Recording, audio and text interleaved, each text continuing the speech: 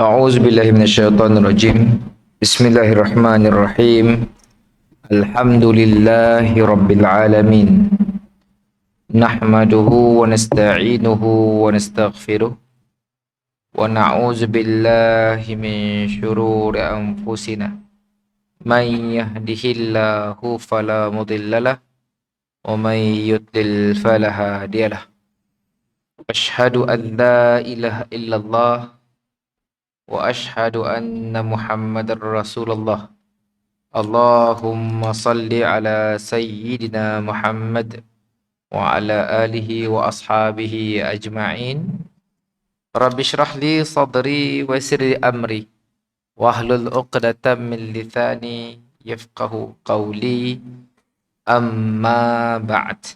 Tuan-tuan sidang jemaah dirahmati Allah Subhanahu wa taala. Pertama selamanya marilah sama-sama kita meningkatkan rasa syukur pada Allah Subhanahu wa taala dan terus berusaha keras untuk memelihara, memulihara serta menjaga akidah kita. Ya.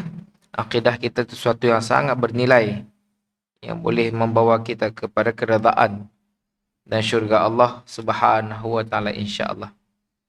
Jadi malam tu insya-Allah kita skip dulu dua tajuk. Saya nak skip sikit tajuk. Dua tajuk dan nak ngembat tajuk pada bab yang ke-55. Kebetulan pada minggu yang sudah, minggu yang sudah, tengah fresh dua saya mengajar kitab Khurafat Syirik, Tahyul dan Mistik di Alam Melayu di Sukma. Jadi masih ada lagi info-info yang melekat, takut bila terlalu lama akan lupa. Jadi menarik untuk dikongsi kerana tajuk kita malam tu mempunyai kaitan yang sangat rapat. Bab ke-55, kenapa ada ramalan bomoh betul tetapi masih haram mempercayainya. Okey. Secara umumnya kita si asing dengan bomoh, dukun, sawang-sawang tu orang pandai. Orang pandai nangga dan sebagainya. Okey, saya nak memberi satu penekanan tuan-tuan. Mana-mana aliran dalam mazhab akidah, sama ada yang daripada Asy'ariyah, Maturidiyah, Athariyah, semuanya menolak berkenaan dengan khurafat dan syirik. Tidak ada satu pun yang mengatakan ia dalam jalan yang betul. Walaupun orang yang mengatakan tersebut orang yang kita kenal, orang yang kita sanjung. Sebab itu tuan-tuan, sebelum kita menilai sesuatu perkara, jangan lihat siapa yang mengutarakannya. Lihat apa yang diperkatakannya. Kadang-kadang orang kita tu nyananggal, oh orang itu aku kenal. Jadi terima, salah. Ya, bukan kaedah untuk kita nilai tuan-tuan. Jadi perkara tu sangat berleluasa, mutaakhir tu. Kalau tuan-tuan ada sikit buku yang ditulis oleh Ustaz Ahmad Ikram, 60 agama baharu di Malaysia. Dan beberapa lagi buku tentang agama di dunia yang ada yang Syiah dah sesat dah. Tapi ada lagi aliran sesat yang lahir daripada Syiah, ada juga. Yarsani, Yardani. Kalau tuan-tuan lihat pembincangan kajian tentang agama-agama di dunia, ada yang berserban, ada yang bertudung tetapi sesat tuan-tuan. Banyak. Jangan kita ingat yang bertudung perempuan orang Islamnya sih. Orang Syiah pun bertudung. Sida orang Kristian pun bertudung. Mana yang ortodok agama di Iran yang mengangkat Ali sebagai Tuhan pun bertudung. Jadi banyaklah sesat.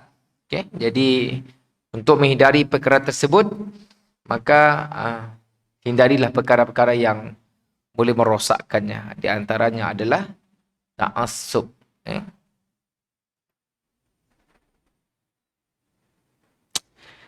Okey, kenapa ada ramalan bomoh betul tetapi masih haram untuk mempercayainya? Berkata Imamul Jauzi, i'timaduhum 'alal qawlil kahinin wal mutanajjimi wal arrafi wa qad sya'a dhalika bainan nas wastamarrat bihi 'adatul akabir faqala an tara ahadan minhum yusafir aw yafsilu sauban أو يحتجم إلا سأل المنجم وعمل بقوله ولا تخلو دارهم من تقويم وكم من دار لهم ليس فيها مصحف وفي الصحيح عن النبي صلى الله عليه وسلم أنه سأل عن الكهان فقال ليسوا بشيء قالوا يا رسول الله فإنهم يحدثون أحيانا بالشيء يكون حقا فقال رسول الله صلى الله عليه وسلم تلك الكلمة من الحق يخطفها جني فيقرها في أذن وليه قر الدجاجة فيخلطون فيها أكثر من 100 كذبة. Yang bermaksud, yang menjadi kebiasaan mereka adalah percaya kepada perkataan bomoh, ahli nujum atau peramal. Okey. Lagi-lagi kalau orang yang menjadi bomoh, ahli nujum atau peramal tu seperti ustaz. Janggut sikit, keserban sikit. Hal ini sangat berleluasa dalam kehidupan mereka dan menjadi tradisi orang-orang lama mempunyai kedudukan dalam kalangan mereka. Betul tak? Kita nak cerita Hindustan kah, cerita Tamil kah, cerita Melayu kah. Orang begini ada kedudukan sih, ada tempat tertentu. Bahkan kadang-kadang rumah sewa pun free. Makan pun kita sponsor. Kita anggap kedudukannya bagus. Kalau tuan-tuan perhatikan zaman dulu mari. Sekarang pun masih ada. Tapi yang sekarang lagi dahsyat, imported. Daripada Thailand, daripada negara Arab. Tuan-tuan jangan lupa, ahli sihir yang antara yang hebat berada di Mesir. Jangan kita ingat kita aja. Okay. Maka kamu akan lihat kebanyakan mereka itu, apabila ingin bermusafir, memotong pakaian atau berbekam. Mereka akan meminta nasihat ahli nujum dan melakukan apa yang disuruh. Okay. Dalam rumah-rumah mereka terdapat takwim tilik nasib. Takwim itu kalender tilik nasib. Dan berapa banyak rumah mereka yang tidak mempunyai mushaful Quran. Okay. Dalam hadis yang diriwayatkan dari Rasulullah sallallahu alaihi wasallam bahawa baginda pernah ditanya tentang para bomoh, maka baginda menjawab, mereka itu tidak ada apa-apa. Mereka berkata, wahai Rasulullah, terkadang mereka memberitahu sesuatu yang benar, memang sesuatu yang memang benar-benar berlaku. Maka baginda bersabda, kata-kata yang mengandungi kebenaran itu dicuri oleh sejenis jin, lalu dikokokkan ke telinga penolongnya sebagaimana kokokan ayam. Lalu mereka mencampurkan di dalamnya lebih daripada 100 pembohongan. Jadi tuan-tuan yang dirahmati Allah Subhanahu wa taala, sebelum kita lebih lanjut, perkara ini sudah menjadi darah daging sebahagian masyarakat kita yang tenggelam dalam kepercayaan yang kita sebut sebagai i'tiqad.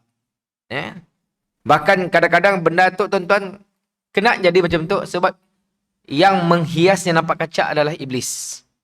Quran Allah sebut nak iblis itu mencantikkan amalan-amalan yang berupa syirik, khurafat itu. Kan? Kalau tuan-tuan baca sirah ketika Nabi SAW nak pergi ke Yathrib, bukankah orang-orang Yahudi itu yang macam orang pandai lah macam nak bohong pada apa. yang mana si akan ada anak pada orang Islam yang berhijrah ke Madinah. Dan perkara itu berlaku tuan-tuan. 22 bulan umat Islam sada anak yang lahir. Sehinggalah lahirnya anak Awam, suami kepada Khadijah. Anak kepada Zubair, yaitu Abdullah bin Zubair al-Awwam. Anak daripada Asma bin Khadijah. Asma binti Abu Bakar. Jadi kalau kita pergi pada kehidupan kita, kadang-kadang kita malah berani kau maulah. Kalau anak kau macam tu, jadi benda itu berlaku kan? Benda itu berlaku dan kita pun ketakutan. Benar. Jadi dan sudah menjadi perkara yang pernah kita amalkan. Berjumpa orang yang merik kita kunyit, merik kita benda yang dibungkus dengan kain kuning. Setiap malam Jumaat, kata bomoh yang kau tangas benda tu. Dan sekarang masih ada orang percaya. Masih ada orang percaya. Bahkan yang kita pelik, orang yang percaya pun orang yang kurang kuit ke masjid. Kalau orang yang kurang ke masjid tu satu hal lah. Tapi yang kurang ke masjid dengar kuliah talbis iblis pun mulah juga. Orang dengar kuliah akidah pun mulah juga. Jadi apalah makna yang didengar kita tuan-tuan. Saya ulang lagi sekali ya. Tidak ada mana-mana aliran dalam akidah, mazhab akidah. Kalau mazhab fiqh lain cerita tu mazhab akidah. Sama ada Asy'ariyah, Maturidiyah ataupun Asariyah, yang mengatakan boleh. No. Tidak. Semua. Jadi kalau orang negur kita, jangan kita anoknya. Ya, tidak ada yang dipegang dalam agama kita mengatakan ini dibenarkan. No. Lebih-lebih lagi jampi serapah yang dikenali. Tuan-tuan pernah dengar Kerana itu kita pernah dengar daripada luar negara, seorang berpakaian seperti Sami, asal naik tangga, Bismillah. Bismillah. Ya pelik tuan-tuan. Ada di Miri. Ada sikit video, bomoh Iban. Dayak. Macam Fatihah. Macam selawat sebelumnya mengubat. Jadi benda tu berlaku. Bahkan ayat-ayat wafak dijual berleluasa. Yang kita anggap, kita ingat Al-Quran, beberapa ayat wafak. Yang memanggil jin dan sebagainya. Okey. Banyak lagi lah benda-benda yang kita percaya. Macam-macam, magar rumah lah. Baca banyak benda-benda yang khurafat yang kita percaya. Yang menjadi amalan turun-temurun. Tapi Alhamdulillah, bila anak-anak kita dah ramai yang belajar agama, maka kalau kita tahu perkara itu yang tidak ada terkait dengan agama, yang disepertikan sebagai agama tuan-tuan, ya kan, kurangan. Okay. Sebab dalam Quran, dalam surah Al-Baqarah, Allah menyebut tentang manusia itu diuji dengan 5 perkara. Diuji dengan ketakutan, diuji dengan ketakutan tentang kurangnya harta, diuji dengan kemiskinan. Jadi perkara itu diuji bukan hanya pada orang Islam, diuji pada semua manusia. Jadi persoalan timbul macam ni, datuk nenek kita dulu barik yang Islam belum sampai. Maka mereka menggunakan logik akal untuk menjaga diri mereka ketika itu. Maka timbullah percaya dengan dak botol dan sebagainya. Dan perkara itu berevolusi. Macam buang peraja dan sebagainya. Banyaklah amalan-amalan tu. Kalau tuan-tuan dengar cerita Piramli nak, pendekar bujang lapuk. Air mambang tanah, mambang api, mambang segala mambang. Cerita ya, nampak macam lucu tapi ya percaya. Sebenarnya dalam kajian orang putih disebut sebagai spirit. Orang kita tu ada semangat. Pada tanaman ada semangat. Pada binatang ada semangat. Jadi kita minta perlindungan daripada semangat-semangat tu. Jadi perkara itu wujud daripada kreativiti orang Melayu, orang kita. Maka datang Islam. Islam si membuang perkara-perkara ghaibiyat, si buang, tapi Islam menyalurkan perkara-perkara yang betul. Ingat tak? Kunci untuk tahu perkara ghaibiyat tu, alam roh dan sebagainya, si lain si bukan, dua aja, Quran dan hadis. Kunci untuk masuk ke alam ghaib tu, dua aja, Allah dan Rasul. Tidak ada lebih daripada itu. Percaya pada roh dan sebagainya. Mesti daripada agama. Selain agama, tuan-tuan, maka ia dikategorikan dalam perkara-perkara khurafah. Perkara yang tidak ada asal dalam agama, yang jadi seperti agama. Okey? Termasuk yang kita akan bincang lepas ini, tuan-tuan. Jadi, setiap manusia tidak dapat lari daripada musibah. Seperti mana sebenarnya tadi, dalam Quran Allah sebut. Semua manusia akan diuji. Pertama dengan ketakutan.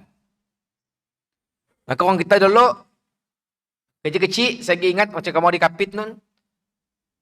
Petang peti dapur nak ke dapur, apa kata orang tua? Nak ke dapur, ada mumbuk. Nah, jadi kita takutlah. Macam-macam, bila takut apa dia pola? Contoh bila takut dengan hantu penanggal. Bila orang Kapit nunggah hantu kokle. Nah, bila takut kita pola apa? Kita gantung. Patik duri. Nah, supaya dia sangkut lah.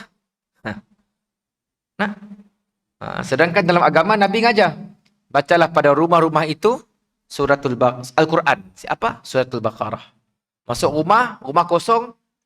Beri salam. Assalamualaikum wa ala ibadillahi salihin. Dia ajar. Okay?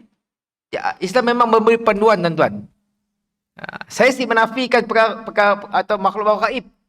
Tapi ada yang lebih patut kita imani. Sebab Islam datang, twist pemikiran kita dia percaya dengan hantu-hantu tu, percaya dengan malaikat. Percaya dengan tautrik yaumul qiyamah dan sebagainya. Okay. Dan setiap orang yang mengharungi musibah, mereka yang tersendiri. Setiap orang tu ada diuji ketakutan masing-masing. Macam kita dulu kecil-kecil bila nak tidur, bila malam-malam mesti ada Yasin atas kelambu. Mau ada Yasin siapa tidur. Tapi Yasin je lah macam asyik pandai. Kasi ada rumah kita macam masjid.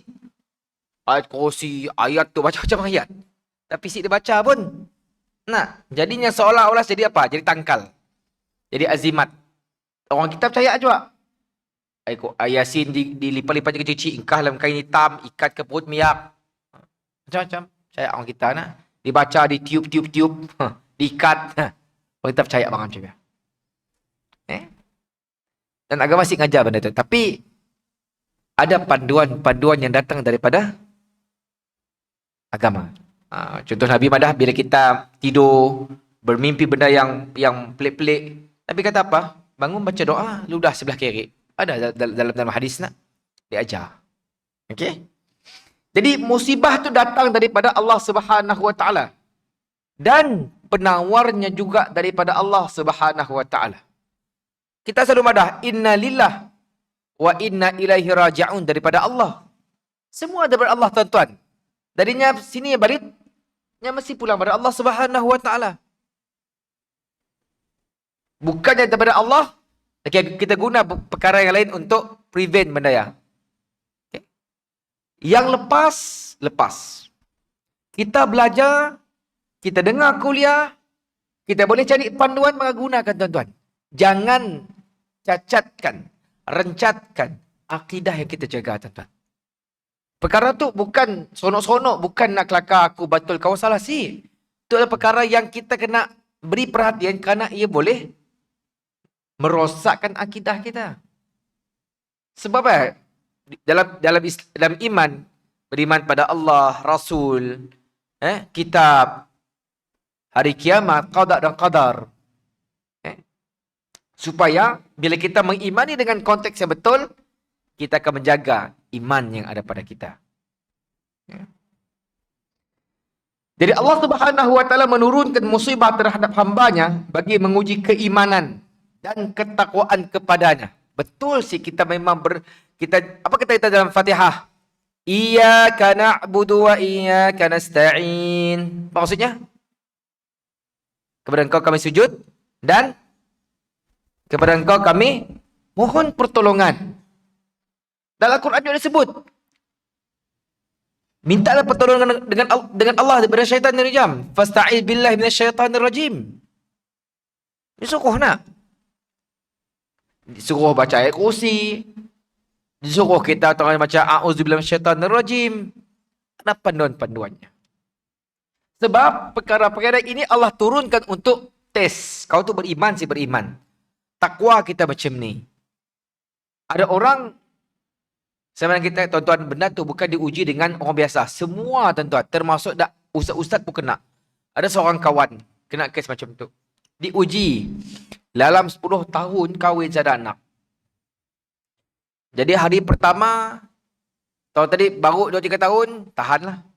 Lama. Dengar orang malam, ustaz tiada kahwin 10 tahun, siapa anak kau? Jadi, akhirnya bila ditekan dengan ketakutan, musibah macam tu, ada hamba Allah madah macam tu. Pok, mengkau mau anak, ada seorang bomoh siam kat ujung kampung ya. Banyak dah orang agaknya. Dapat anak, coba kau gigat. Bukan orang awam tuan-tuan, ustaz. Belajar daripada Mesir. Ijazah bilang agama lah. Maka tuan-tuan bayang, bila kena musibah, ditekan, akhirnya iman diuji. Akhir pergi je tuan-tuan. Bila pergi juga, apa kata bomoh siam dengannya? Kau nak dapat anak boleh. Yang bukan nyamuk syarat. Apa syarat pertama?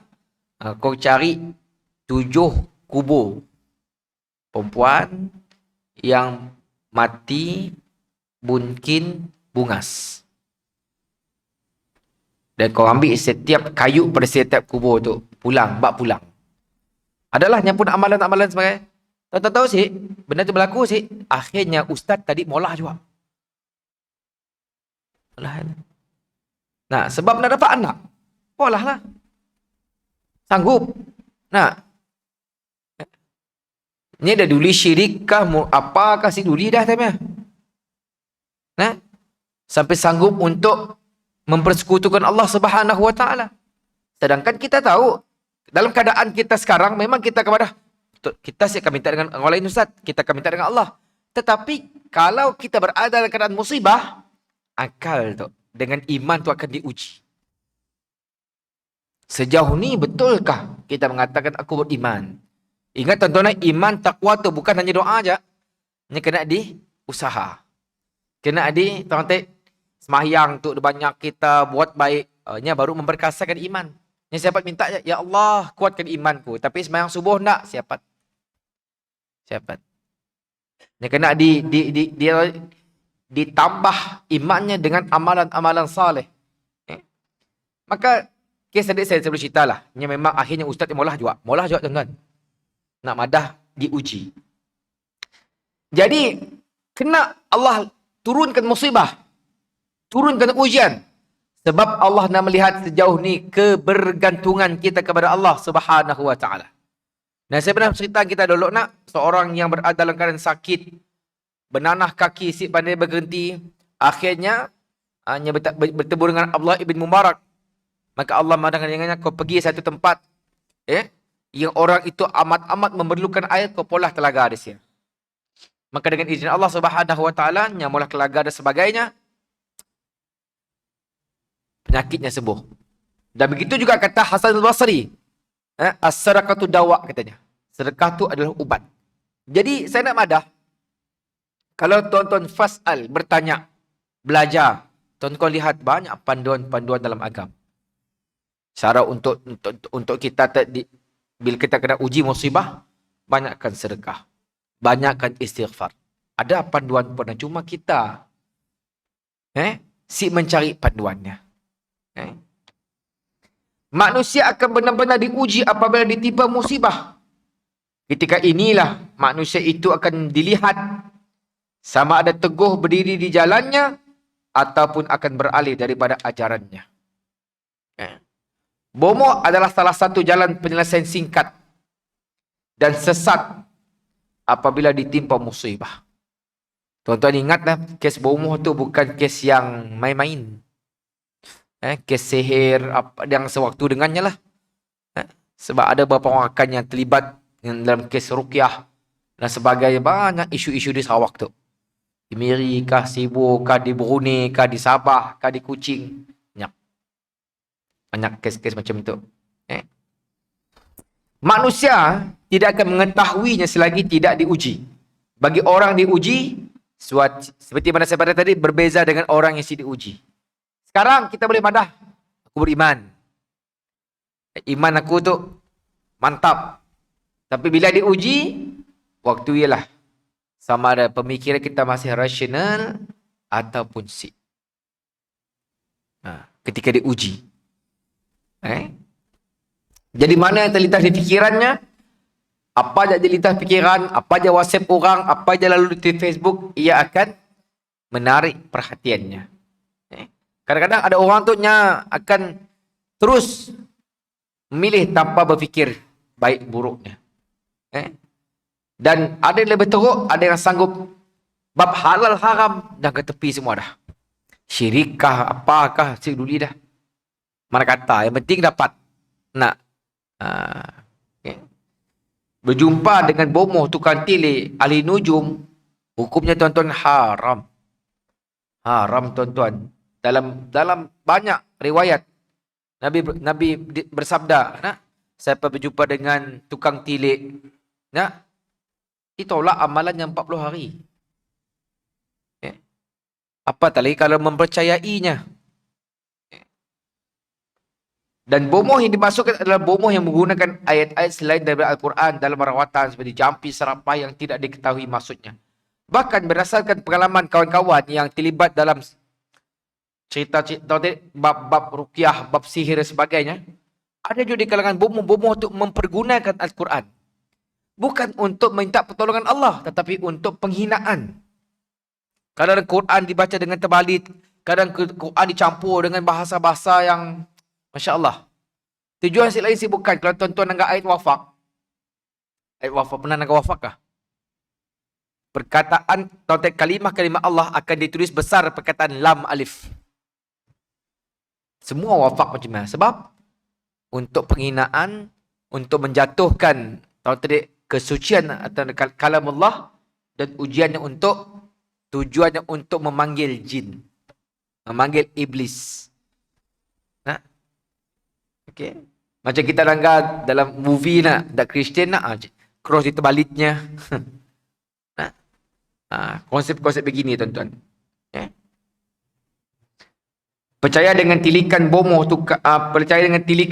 tukang tilik ahli nujum termasuk dalam perkara syirik. Kalau tuan-tuan buka dalam kitab kitab Al-Zahabiyah, dosa besar. Bab pertama, tajuk pertama tuan-tuan. Dosa besar pertama adalah syirik. Dan dosa ini tidak akan diampunkan oleh Allah Subhanahu wa ta'ala. Berbanding dengan dosa-dosa besar yang lain. Dosa syirik tuan-tuan, letaknya paling bawah dalam neraka Allah Subhanahu wa ta'ala. Tuan-tuan boleh cek dalam banyak hadis. Jadi berhati-hati. Syirik itu bukan tuan tadi dosa yang ringan. Tapi dosa yang berat tuan-tuan. Dosa yang berat. Sebab apa tuan-tuan? Mempersekutukan Allah. Perkataan syirik tu berasal dari asyirk. Asyirk itu bersama. Baik kata dalam bahasa Arab tu syarikat. Bersama dalam syarikat ada orang. Jadi bila kita menyamakan Allah dengan sembahan-sembahan yang lain, sepatut minta dengan Allah, tapi kita minta perkara yang hanya hak bagi Allah, tapi kita minta kepada yang lain. Contohnya macam bab rezeki, bab jodoh. Meminta ampun. Semua itu hak Allah. Tapi mau kita minta tolong beli mi kolok, belum minta dengan Allah. Perkara itu manusia boleh pola. Tapi perkara yang memang hak Allah, jangan minta dengan manusia. Minta syafaat. Ada tuan-tuan, ya Syekh, syafaatkan aku. Ya bukan haknya tuan-tuan. Hatta Rasulullah sendiri ada apa? Aku siapkan memberi syafaat. Melainkan Allah Subhanahu wa ta'ala izinkan. Yang peliknya ada orang kena itu Syekh. Minta syafaat dengan Syekh. Astaghfirullah. Tuan-tuan baca hadis. Cerita tentang umat manusia yang beriman minta syafaat. Minta dengan Nabi Adam. Apa kata Nabi Adam? Aku siap memberi syafaat kita orang. Minta dengan Nabi Nuh. Siapat juga. Akhirnya last kali minta dengan Rasulullah. Rasulullah pergi kepada Allah Subhanahu wa ta'ala. Sujud dengan sujud yang lama. Dan Allah berfirman, irfa' ra'saka ya Muhammad. Dalam hadis yang panjang. Jadi, minta tuan-tuan dengan siapa? Dengan manusia dengan Allah. Dengan Allah. Tapi ada orang tu bila yang terlalu ta'asub dengan syekh ya, Meminta sesuatu yang bukan haknya, tapi hak Allah Subhanahu Wa Taala. Apa hukumnya tuan-tuan?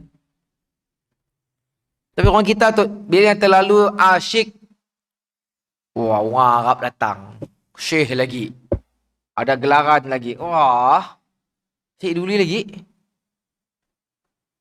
Jangan main-main kita tu. Kena tu. Bila ada je orang datang ke sini, kita tu ada syekh lagi. Sampai ke tahap dipolah video secara terbuka. Minta dengan syekh. Syekh, di akhirat kelak, tolong syafaat aku. Ya Allah, ya Tuhanku. Kalau Rasulullah pun si dapat malah cemia, kena. Bukan Nabi boleh malah cemia. Mungkin kita sebagai orang yang ada akal yang waras, macam ni tu. Orang yang lebih lagi hebat daripada Nabi, adakah? Tapi orang kita maulah benar macam mana tuan-tuan. Ada baru tu berlaku di Kuala Lumpur. Saya sebut-sebutlah. Video yang tengah tersebar. Sabar, astaghfirullahalazim. Kena minta dengan syekh. Allahu Akbar. Minta. Saya minta dengan syekh satu hal. Kalau Nabi madam minta dengan Allah, kena kita minta dengan manusia. Jadi saya tuan-tuan boleh pertimbang, akal kita boleh fikir. Ya syekh, di depan Allah tolong syafaat. Syekh ya belum tentu kita selamat. Tapi kita minta dengannya. Tahu sih? Syekh ya belum tentu selamat, kita minta dengannya. Jangan jadi seperti orang-orang yang sesat dalam Syiah tuan-tuan, minta dengan imam sidaknya.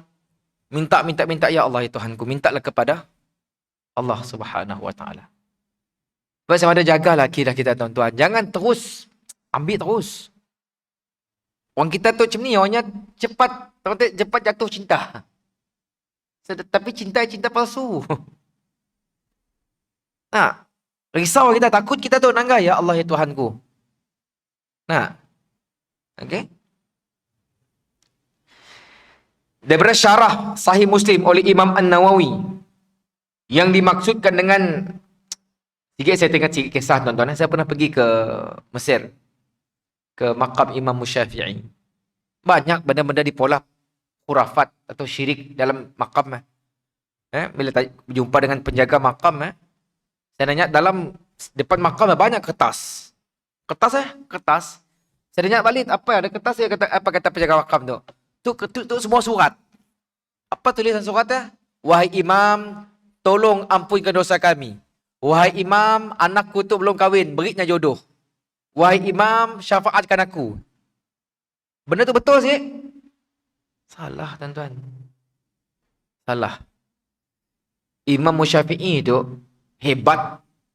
Kalau compare dengan syekh-syekh kena tu pun si boleh. Apa tak lagi syekh yang kena tu. Nah, syekh boleh tuan-tuan, perkara-perkara yang syirik. Tolonglah faham. Belajar akidah tu, belajar betul-betul. Supaya jangan tuan-tuan coma apa? Coma. Tahu siapa coma? Alah, tunggit semayang belajar sifat 20. Lasal mula syirik. Hai.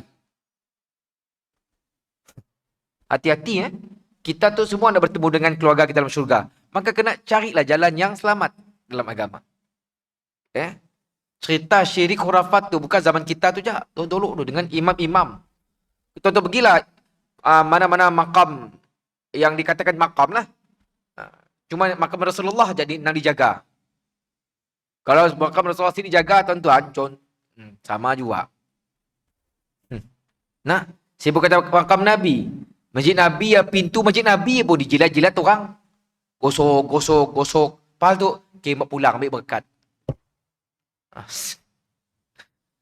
Stres, tidak tahu apa kata set cleaner. Terima kasihlah, tolong gosok pintu. Jadi benda-benda macam tu, tuan-tuan tolong belajar. Yang mana satu yang boleh, yang mana satu yang tidak boleh. Yang mana satu ada berkat, yang mana satu tidak ada berkat. Supaya iman kita tu dijaga. Ya sebenarnya. Okay? Yang dimaksudkan kokokan telinga ke telinga penolongnya adalah menunjukkan perangai jin apabila dapat mengetahui perkhabaran dengan mencuri perkhabaran dari langit. Apabila jin mengetahui satu perkhabaran, dia terus memberitahu tuannya atau orang yang bersahabat dengannya seperti kokokan ayam. Memang jin tu selalu cuba untuk mencuri berita-berita langit. Dikhabarkan kadang-kadang dilontar dengan atau panahan-panahan oleh malaikat. Ya? Ia berlaku, tuan-tuan. Mereka cuba mencuri berita langit untuk disampaikan kepada bomo-bomo ini. Oleh orang-orang sihir ini. Dan memang betul lah. Daripada 1,000, mungkin satu yang betul. The rest, pemula. Okay? Yang dimasukkan dengan kokokan ayam itu ialah berita itu turut disambut oleh para jin yang lain. Seperti mana kokokan ayam disambut oleh ayam yang lain. Namun, yang pastinya ada tokok tambah pada berita itu. Kingias gitu bah. Macam kita bah. Orang insiden, guguk je pun. Bila sampai orang ke 10, habis insiden dah pecah pala po. Tambah. Kita tak supaya cerita nampak sensasi. Nah, mau sensasi, lebih macam cerita lah. Mau cerita movie, dia orang biasa aja. Wah, best lah. Tak tanggal lah cerita Tamil. Bila bertumbuk, kuat si bunyi. Dush. Serapa ni ada bertumbuk sampai bunyi macam mana. Tapi nak supaya nampak best, hebat. Nampak sensasi. Okay? Maka ini yang berlaku dengan para bomoh. Ditokok tambah supaya ceritanya nampak menarik. Dan orang kita tu, sebab kita tu pernah ditrain. Kalau ustaz cerita nak pelik-pelik, yang hebat, yang ajaib-ajaib, kita akan tertarik. Tapi kalau ustaz cerita yang akidah, Quran, hadis, biasa dah apa ustaz ya. Jadi perkara tu silap, tuan-tuan. Silap. Mohon diperbetulkan. Dan inilah dimaksudkan oleh Nabi Muhammad sallallahu alaihi wasallam dengan mencampurkan di dalamnya lebih daripada 100 pembohongan. 1000 perkataan yang disampaikan oleh jin, hanya satu sahaja yang benar. Itu pun harus disiasat kesahihannya. Kerana itulah perangai jin. Di dalam agama pula ulama berkata, sesiapa yang mentafsirkan Al-Quran dengan pendapatnya sendiri, ia menjadi salah sekalipun tafsirannya benar. Sebab dalam tafsir Al-Quran yang ada disebut sebagai tafsir bima'thur. Tafsir Quran dengan Quran, Quran dengan hadis. Maksudnya sesiapa yang mentafsir Al-Quran dengan tidak mengikut kaedah yang betul, maka tafsirannya itu tidak betul sekalipun tafsirannya itu tidak betul sekalipun seakan-akan betul. Hanya kena ada metodologinya. Orang kita tu, tuan-tuan, kadang-kadang bab agama tu menyaksik belajar metod. Contohnya, kalau orang belajar, bila sebut kitab Fiqhul Manhaji, tulisan oleh 3 orang syekh ya, Mutafabura, Mustafakhin, Syekh Ali, maka kita akan mana? Itu adalah Imam Mazhab Syafi'i moden. Dan kita tahu mereka ini mempunyai metod yang sama dengan Imam Syafi'iyah yang lain. Tidak bersalahan dengan Imam An-Nawawi dalam kitab Rawdatul Talibin, tidak bersalahan dengan Imam An-Nawawi dalam kitab Majmu' dan sebagainya. Metodnya betul. Tapi kalau metodnya salah, tuan-tuan, kita pakai akal dalam bab agama akan rosak. Contohnya, seorang pelajar menjawab satu peperiksaan. Apabila dia tidak tahu akan jawapan bagi satu soalan, maka jawapannya diletakkan dengan sesuka hati. Tetapi jawapannya itu betul. Main teka-teka je. Agama tuan-tuan nyasik macam ya. Saya ambil mudah macam itulah. Agama tu ada dasarnya. Nya diangkat dengan hujah, dengan nas, Quran dan hadis. Dan dibantu dengan qiyas dan sebagainya. Nya bukan dengan sangkaan, mimpi, omong-omong kosong daripada guru dan sebagainya. Kalau ia berlaku, tuan-tuan, akan terjadi kontradik, pertembungan. Akan ada benda yang silap dalam kefahaman. Benda itu berlaku dalam sebahagian orang yang belajar agama tetapi mengikut disiplin-disiplin yang betul. Kami terlibat dengan panel penuh duga, tuan-tuan, untuk ambil S41 minggu lepas, 4 hari. Ada di kalangan miyak yang grade, bila tanya, okey, mazhab kita, mazhab fiqh ada berapa? 4. Mazhab akidah, sikit. Ini saya madah, sikit kah? Banyak mazhab akidah tu. Bayang kita miyak grade. Miyak dah graduate ditanya bab akidah, sik tahu. Macam ni, tuan-tuan. Bukan seorang. beberapa orang. Macam ni kalau orang macam tu disuruh ngajar di masjid. Kadang-kadang ditanya bab, okay, tu fiqhul majid kita apa? Oh, tu bukan Syafi'i tu. Tu Hambali. Pok dai lah kat orang. Tu Ibnu Qudamah. Oh, tu Syafi'i. Go ahead kau sia. Yang ni. Dan orang macam tu lah mengajar di masjid-masjid, disuruh-suruh. Nak? Okay? Main teka-teka je. Agama asyik macam ni, tuan-tuan.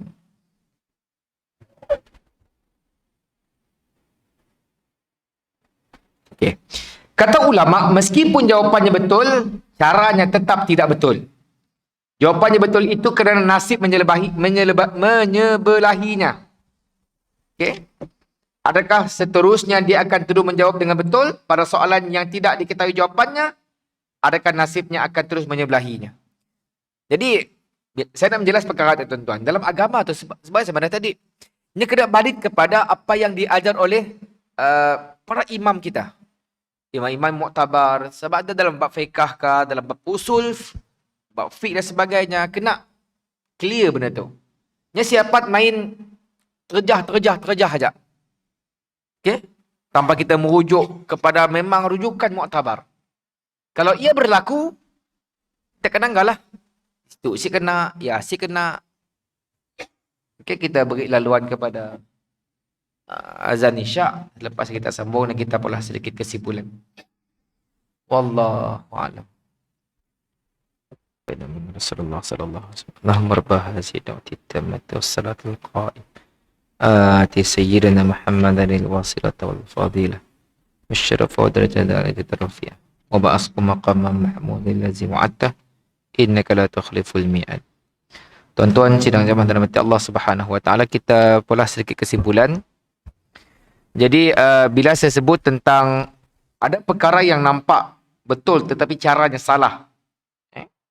Maka saya sebut dengan pelajaran dalam agama. Okay?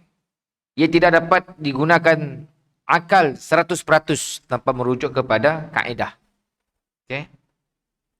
Dan begitulah berlaku dengan jin, bomoh, tukang tirik dan sebagainya. Walaupun yang dia ucapnya betul, berdasarkan apa yang dikatakan oleh jin, tapi caranya tetap tidak benar. Kerana meletakkan kebergantungan kepada selain Allah Subhanahu wa taala. Tuan-tuan bayang, kita dalam setiap kali salat, setiap kali rakaat, kita akan madah, iyyaka na'budu wa iyyaka nasta'in. Kepada engkau kami sujud ya Allah, dan kepadamu kami memohon pertolongan. Itu yang kita ikrar, yang kita baca setiap kali. Kita berkata-kata dengan Allah Subhanahu wa taala. Tetapi perbuatan di luar tidak sebaliknya. Mintalah pertolongan kepada Allah dengan jalannya sabar. Sabar dalam mengajar ketaatan. Dan sebagainya. Kita ada masalah. Banyakkan bersedekah. Banyakkan beristighfar. Tapi kadang-kadang, kata penulis kitab tadi, minta kepada bomoh adalah jalan yang singkat. Dan word paling lazim kita akan dengar, kita senang lah ustaz, kita madah macam ya, kita belum kena. Ya orang kita nak. Kita pun bila dia, orang macam mana, pada takut kita nak. Kena takut tuan-tuan. Minta siapa yang menjaga kita tuan-tuan? Siapa yang menjaga kita? Makhluk? Jin? Yang jaga kita? Sebabnya salah kalau tuan-tuan nanggar fatwa kita ataupun penjelasan hukum, mohon pertolongan dengan jin daripada jin yang lain, hukumnya haram. Walaupun pertolongan tadi berkesan. Nang pandai orang ni ustaz. Wah, jumpa dengan udah ustaz lain, si berjaya. Jumpa bomoh tu berjaya. Kuat-kuatnya pun jin ni, steady. Kita nak. Memangnya selamat, tapi caranya salah. Walaupun berkesan. Sama dalam kaedah perubatan. Nah, kita bukan semata-mata nangga sembuh, tapi kaedah yang macam ni. Macam makan, adakah semata-mata kenyang? Tanggalah halal haramnya macam ni. Jangan pergi jump to the conclusion terus. Tangga. Islam tu beri panduan tuan-tuan. Kita kenal dalam bab akidah. Orang kita tu percaya dengan benda-benda gaib. Datang Islam, nya si nutup tapi nya merik jalan. Nah, siapa kebanyakan kita tu berasal di kampung, tempat yang jauh. Bermain kata orang, oh sini kapit tempat jin bertendang. Dolok lah. Waktu belum ada jaraya. Kena tu jin dia kapit dah. Ha? Nah. Dolok mari kapit si tahu orang. Kena tu ikan semah. Ikan semah pun semua keluar. Takut dah. Ni kami lah orang. Nak jin bertendang lah mari. Dan orang kita hal tu jin tu benda yang biasa bagi orang kapit ni. Bapilah. Tuan tip. Bomoh belah tu kau. Macam-macam orang pandai. Kenapa kita tu cepat bergantung dengan orang yang so-called pandai tu. Nah. Pernah sekali. Tu pengalaman saya pun saya pergi haji, berjumpa adalah kenangan jamaah.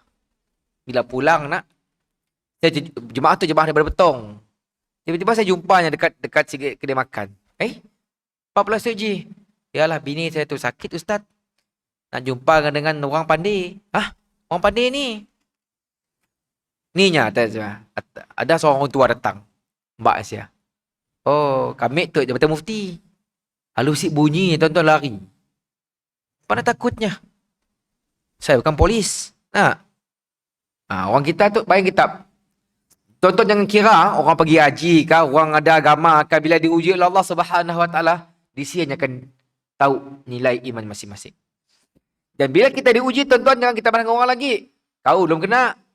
Mau kau dah tenak bawa kau tahu. Tu nombornya. Kelapa apa hal? Roger je. Apa kata tuan-tuan? Kalau si mampu mula baik, jangan nyuruh mula jadi. Nah, kena itu zaman teknologi. Boleh dicek bah.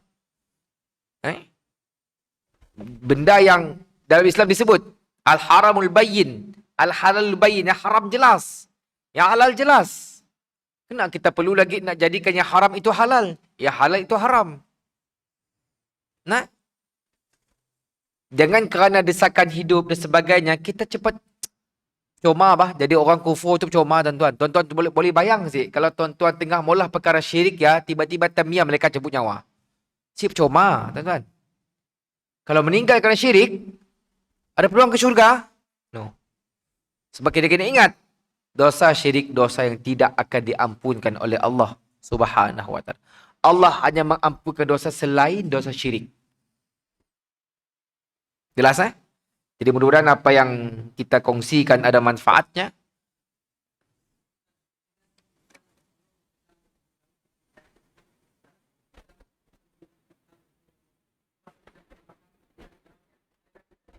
Macam ni?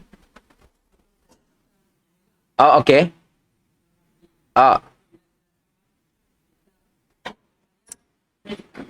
Okey. Kalau saya nafikan, semua kita tu pernah mula salah. Kullu ibn Adam khata'un wa khairu khata'in at-tawwabun. Semua kita ada mula salah. Tapi sebaik-baik orang yang bersalah itu mohon ampun dengan Allah Subhanahu Wa Taala. Tuan-tuan kena ingat pintu taubat Allah tidak pernah tertutup. Melainkan dua waktu. Nabi sebut. Pertama, bila anda nak mati. Kedua, bila matahari terbit daripada arah barat. Dua waktu je pintu taubat akan tertutup. Selain daripada yang, selagi kita ada nyawa, silakan. Fastaghfirullah. Minta ampun dengan Allah Subhanahu Wa Taala.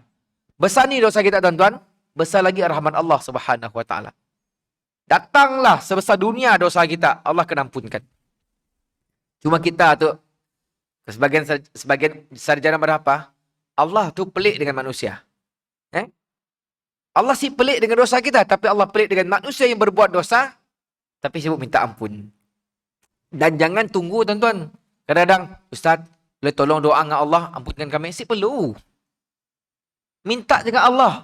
Ya Allah, ampun. Nak berdoa dalam bahasa Melayu, Sarawak, silakan. Nak doa dalam bahasa Iban, silakan. Nak doa dalam bahasa Tamil, silakan. Allah Maha mendengar tuan-tuan. Jangan ditangguh.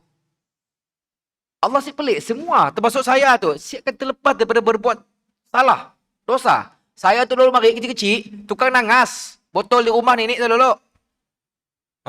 Tukang gantung, apa lagi duri. Bila hantu datang, bila burung masuk dalam rumah, ambil minyak, puluk, semua cium semua. Dah dipolah semua benda ya. Apa je dia polah lomari? Masuk hutan. Ya lolo polah lo ritual. Padah dengan manis mandi tu kita masuk hutan tu supaya si dikacau. Dah dipolah semua benda ya. Tahu sih. Tapi janganlah kita tu dah kena tu kita lagi nurunkan dengan anak-anak kita. Stop lah. Nah, kita dah tahu benda yang salah tuan-tuan, minta ampun dengan Allah Subhanahu Wa Taala. Semoga Allah mengampuni kita. Benda tu clear tuan-tuan. Jadi kalau kita ada peluang kelas-kelas agama, akidah dan sebagainya, tanyalah dengan ustaz ya. Nani betul, nani salah. Okey. Masa ia soalan, insya-Allah kita akan ada 2 sesi pertemuan sebelum kita berpindah kitab lain lah. Kita ada 2 kali lagi lah. Lepas kita masuk kitab yang lain. Tapi awal bulan Jun saya dah. Kita akan berjumpa pada minggu yang 3 lah. Minggu 3 hari Senin insya-Allah. Okey, saya tangguh dengan membaca tasbih kafarah dan suratul Asr. Bismillahirrahmanirrahim. Wal 'asri innal insana lafi khusr. Illa allazina amanu wa amilus salihat wa tawasaw bil haqq wa tawasaw bis sabr. Subhanakallah bihamdika asyhadu an la ilaha illa anta astaghfiruka wa atubu ilaik. Terima kasih atas perhatian. Maaf atas kekurangan, kelemahan dan kesilapan. Assalamualaikum warahmatullahi wabarakatuh.